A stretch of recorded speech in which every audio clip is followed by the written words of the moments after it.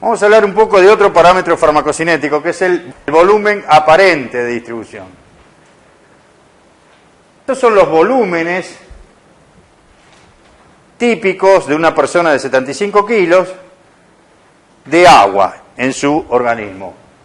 El agua del plasma es aproximadamente 3 litros. El agua intersticial, por donde digamos está en conexión con agua plasmática, es aproximadamente unos 12 litros. Y el agua intracelular, la que está dentro de la membrana plasmática de las células, es aproximadamente unos 40 litros. Estos volúmenes, acuérdenselo, ustedes supongo que ya lo saben, pero acuérdenselos porque en algún que otro problema por ahí no les dan el dato y tienen que saberlos para poder resolver el problema. ¿Está bien? Anótenlos. Son estimados para una persona de tamaño mediano. En mi caso sería 3 veces más, pero bueno, no importa. Bueno. Muy bien. O sea que la droga, en teoría, tiene todos estos volúmenes de agua para distribuirse, una droga que es administrada en el organismo. La realidad es que el parámetro que nos interesa se llama volumen aparente de distribución. Es un volumen que no es un volumen real, sino que es un volumen que sale de hacer esta cuenta. Dividir la cantidad de fármaco administrada, los gramos, miligramos de fármaco administrados, sobre la concentración que alcanza en plasma luego de esa administración. Eso se llama volumen de distribución. ¿Se acuerdan que un volumen qué es? ¿Se acuerdan que es una concentración? Es una masa dividido volumen. Despejando volumen, volumen es masa sobre concentración. ¿Sí? Volumen es masa sobre concentración. El volumen de distribución es la masa, o sea, la cantidad en gramos, miligramos, nanogramos que yo administro, supongamos para simplificar por vía intravenosa, sobre la concentración plasmática que yo mido después de esa administración. Y ustedes dirán, bueno, pero esto es muy sencillo, es básicamente, dependiendo de qué cantidad de fármaco tenga, yo ya voy a poder estimar, si sé el volumen del plasma, la concentración plasmática. Entonces siempre va a haber una relación, digamos, directa entre ellos. No es tan así. Ahora vamos a hacer un ejemplo. Bueno, esta es la definición que tendrían que poner ustedes si les preguntan en el parcial, defina volumen de distribución. Es el volumen en el que tendría que haberse disuelto la dosis administrada de un fármaco para alcanzar la concentración plasmática observada. ¿Sí?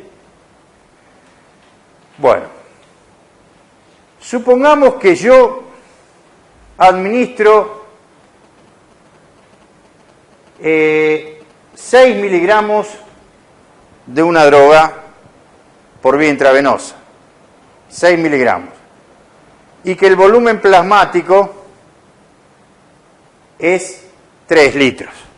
¿Sí? Supongamos que el volumen plasmático es 3 litros. ¿Cuál va a ser el volumen de distribución de la droga una vez que yo administro esos 6 miligramos? Bueno, yo administré 6 miligramos y tengo que ver, después de esa administración, tengo que hacer un dosaje y ver qué concentración plasmática tengo. Si yo tengo una concentración plasmática, yo administré 6, y la concentración plasmática es, por ejemplo, de 2 miligramos por litro, ¿cuál va a ser el volumen de distribución? Ya administré 6 y la concentración plasmática es de 2 miligramos por litro. ¿El volumen de distribución cuál va a ser? 3. ¿Y ese qué volumen es? 3 litros, ¿qué volumen? Dije que era el volumen del plasma. ¿Qué me está diciendo esto? Que la droga, ¿dónde quedó atrapada, si se quiere? En el plasma. ¿Por qué? Porque el volumen que yo obtengo, el volumen de distribución, luego que hago la cantidad de fármaco administrada dividido la concentración que medí, me da exactamente el volumen plasmático. En cambio, si yo administro 6 miligramos y la concentración plasmática que yo obtengo es de 1 miligramo por litro, ¿cuál va a ser el volumen de distribución? ¿Es mayor o menor que el del plasma? Mayor, pues el del plasma dije que es 3. ¿Qué quiere decir eso? Que la droga llegó, por lo menos, no sé si a los tejidos, pero por lo menos se metió en el líquido intersticial. ¿Por qué? Porque si no yo hubiera medido una concentración mayor de plasma acá. Muchas drogas, y por ejemplo la metformina, una droga que yo tomo porque soy diabético, tienen volúmenes de distribución de 500 litros, una cosa muy grande. ¿Qué quiere decir eso? Que si yo administro metformina y después mido la concentración plasmática, esta concentración plasmática ¿cómo va a ser? Muy baja. Va a haber poco en el plasma. ¿Por qué? Porque se distribuye, por ejemplo, hacia los tejidos. Entonces el volumen, si esto es muy bajo y muy chico, ¿el volumen cómo va a ser? Muy grande. Por eso me da volúmenes claramente superiores al volumen real del organismo, como ser 500 litros. Se entiende que a mayor volumen de distribución, mayor volumen aparente de distribución, la droga se está distribuyendo más o menos. Más, se está distribuyendo más profundamente en el organismo. ¿Se entiende? Bueno. Este volumen entonces va a depender del volumen real en que se distribuye el fármaco, de su unión a las proteínas del plasma y de su unión a las proteínas tisulares. Si la droga tiene más afinidad por las proteínas plasmáticas que por las tisulares, ¿dónde va a permanecer más tiempo?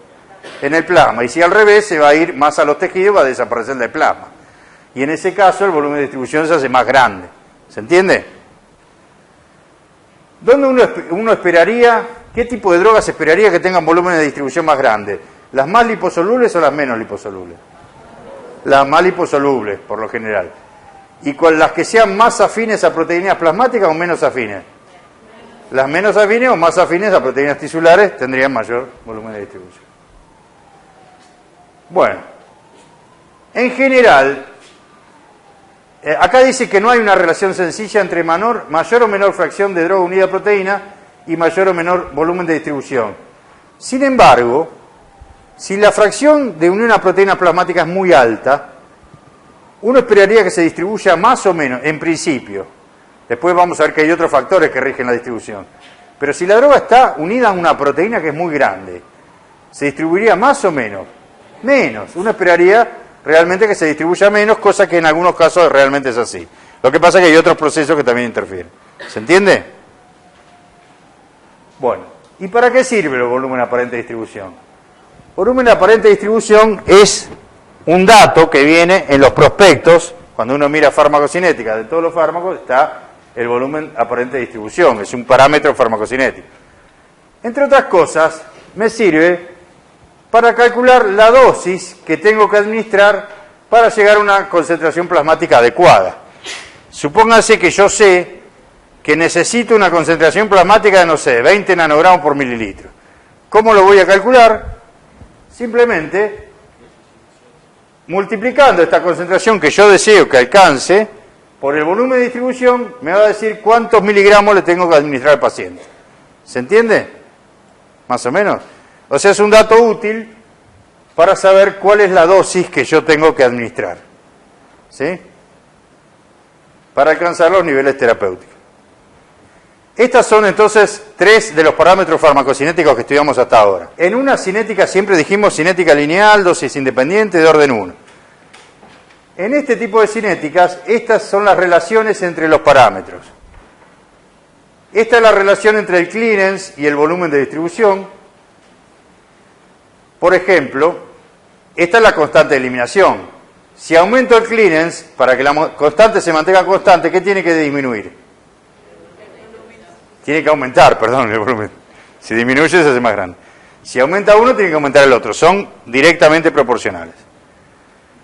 En cuanto a la vida media, esto ya lo habíamos visto, son inversamente proporcionales. Y en este caso, esta es la ecuación general donde está la vida media, que se escribe T medio, el volumen de distribución y el clearance. ¿Sí? Fíjense que si hay una disminución del clearance, que puede ser, por ejemplo, no sé, por una insuficiencia hepática, una falla renal, lo que fuera, hay una disminución del clearance, y el volumen de distribución no se modifica, ¿qué va a pasar con la vida media? Aumenta, es lo que uno espera. Y así sucesivamente. Si el clearance permanece constante y por algún estado fisiológico alterado aumenta el volumen de distribución.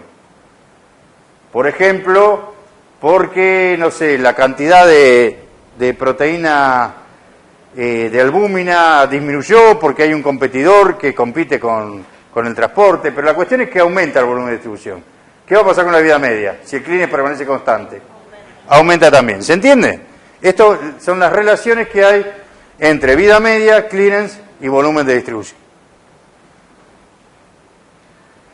Bueno, y hasta ahora hablamos de modelos unicompartimentales. Vamos a decir alguna cosita de modelos bicompartimentales, que son los más empleados cuando se administra la droga por bolo intravenoso. En los modelos bicompartimentales vamos a tener dos compartimientos, pero no van a ser exactamente iguales los compartimientos. Uno de los compartimientos, al que vamos a llamar central, es aquel donde se administra la droga, donde se mide la concentración de droga y donde se elimina la droga. O sea, es aquel en que se administra la droga, en el que se toman las muestras para el análisis, y es el compartimiento donde la droga se elimina, o sea, donde se observa la eliminación, porque es ahí donde se toman las muestras. Típicamente uno lo asocia con el líquido intravascular y con el líquido extracelular de los tejidos más irrigados. Y el compartimiento periférico es el que no tiene comunicación con el exterior y solo su existencia solo se hace patente porque intercambia droga con el central. Y está representado por el líquido intracelular de los tejidos menos irrigados. Es decir, tenemos dos compartimientos, uno central y uno periférico. En el central yo voy a administrar la droga y voy a hacer las mediciones. Acá es donde voy a observar cómo disminuye la droga con el tiempo, en el central. Además, el central es el que está comunicado con el exterior, es decir, por el central se va a perder droga hacia el exterior. El periférico solamente lo que hace es comunicarse con el central y solo con el central. Y acá yo no voy a medir la concentración de droga, eso lo voy a medir en el central. El hecho de que haya dos compartimientos me permite observar el fenómeno de distribución. Con el modelo unicompartimental solo puedo observar la eliminación, pero no puedo observar la distribución porque no hay otro compartimiento a donde distribuirse. Solo puedo observar la eliminación. Es decir, que yo necesito dos compartimientos por lo menos para tener una idea de la distribución. Y voy a tener tres lugares donde se produce la eliminación. La eliminación dijimos que la vamos a observar en el central porque es donde realizamos las mediciones. El compartimento central puede estar perdiendo droga por eliminación por excreción, por ejemplo, o por metabolismo hepático. Salida de droga del central. Pero además puede estar perdiendo droga por distribución hacia el periférico. Es decir, puede estar perdiendo droga porque se está escapando hacia el compartimento periférico. Por otra parte, puede estar ganando droga porque del periférico está yendo hacia el central. En este tipo de modelos, ¿se entiende la diferencia entre el central y el periférico? No son exactamente iguales los dos compartimentos, ¿sí? En este tipo de modelos, lo que se observa, si suponemos que seguimos una cinética de orden 1, para estos modelos siempre aplicamos suposiciones, y la suposición más importante es que la droga sigue una cinética de eliminación de orden 1, dosis dependiente. Dosis independiente. Ya me hice lío yo también, ¿ves? Tengan cuidado. Dosis independiente, cinética lineal de orden 1. Entonces, lo que se observa es que se observa en un gráfico semilogarítmico como este, dos semirrectas con dos pendientes distintas. ¿Lo ven? Una tiene una pendiente más empinada y la otra una pendiente menos empinada. Esto es lo mismo digamos, que veíamos antes en un gráfico de orden 1, pero en ese caso había una única recta, ¿se acuerdan? Con una pendiente determinada. En este caso se observan dos semirrectas, cada uno con su pendiente, ¿sí? Una más pronunciada que la otra. Lo que se observa entonces es que hay dos fases. Hay una fase donde la droga se elimina con una constante eliminación alfa, que es esta, la primera parte de la curva, de las dos semirrectas, y otra donde se elimina con otra constante de eliminación que la vamos a llamar beta. Y a las fases donde ocurre estos fenómenos los llamamos fase beta y fase alfa. La fase alfa es la primera, la inicial, la fase beta la final.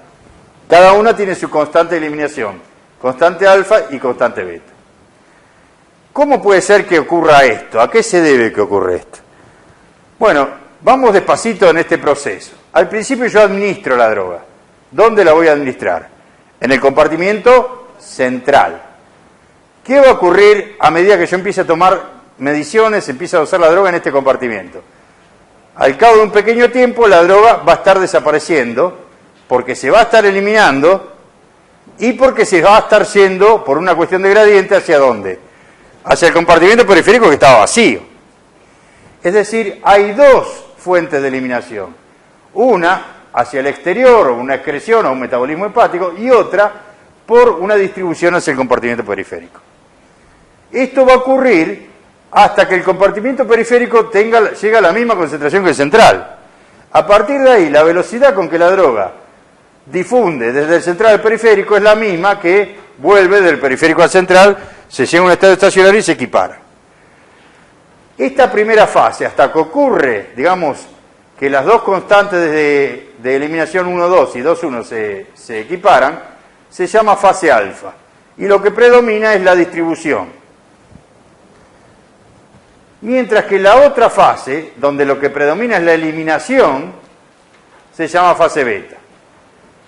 Fíjense que en este caso dibujamos más empinada la fase alfa, la pendiente o la constante alfa, más empinada que la constante de eliminación beta. ¿Alguien me puede decir por qué es más empinada la alfa que la beta? Porque hay dos factores en esta fase. Está saliendo del central porque se va por eliminación, pero también porque se va por distribución. En cambio, en la fase beta esto se compensa y la única que importa es la eliminación. Por eso, acá es mayor la eliminación que acá, porque la medición yo la hago en el compartimento central y al principio hay dos lugares por donde se está escapando la droga, o se está eliminando. Una va, eliminando no es la palabra, hay dos fuentes de pérdida de concentración de droga. Una la eliminación y otra la distribución hacia el otro compartimento. Llega un punto donde la distribución ya no juega ningún papel, porque todo lo que entra es lo mismo que sale, y ahí lo único que queda es la eliminación, pero es una eliminación, digamos, que tiene una constante menor que la otra. ¿Se entiende? ¿Por qué? Esto es lo que se llama modelo bicompartimental abierto, y cuando ven un gráfico semilogarítmico donde hay dos rectas o dos semirrectas con dos pendientes distintas, eso le está indicando que el modelo es bicompartimental, que la primera es la fase alfa y esta es la constante alfa de eliminación o constante alfa, y la segunda es la fase beta, donde está la constante beta, o la constante beta es la que algunos llaman constante de eliminación propiamente dicha. ¿Sí? La fase alfa es muy importante estudiarla en algunos medicamentos que tienen los niveles terapéuticos muy altos. ¿Qué quiere decir? Que a partir de una alta concentración de droga, recién a partir de ahí se empiezan a ver los efectos farmacológicos. En ese caso, la fase que importa es la alfa, porque la duración de la fase alfa es la que determina la duración de acción de estos compuestos. El tiopental, que es un barbitúrico que se utiliza en anestesia, y el diazepam, que es una benzodiazepina, que se utiliza también a veces para dormir al paciente, es un ansiolítico en realidad, tienen el umbral, digamos, a partir del cual la concentración en plasmática hace que es efectiva, hace que tenga algún efecto, es muy alto, y por lo tanto en ese caso la fase alfa es la que determina la duración de acción del efecto. En cambio, la fase beta es muy importante en la cinética de acumulación, es la fase más importante porque es la fase de eliminación propiamente dicha, y es la que se afecta principalmente en las insuficiencias renal o hepática. Les pregunto ahora, si alguien tiene una insuficiencia renal o hepática, ¿cómo va a ser la constante de eliminación? ¿Mayor o menor? Menor, ¿sí? O sea que la pendiente va a ser menos empinada. Bueno, esto es más o menos lo mismo, el mismo gráfico, pero está un poquito más prolijo, donde vemos la diferencia entre el modelo unicompartimental y el modelo bicompartimental. Estos dos gráficos son, ¿qué tipo de cinética son? ¿De orden 1 o de orden 0? 1, porque esto es un gráfico semilogarítmico, acá no está claro, pero dice logaritmo. Semilogaritmo, ln es logaritmo natural, semilogaritmo, ¿está bien? ¿Se entiende?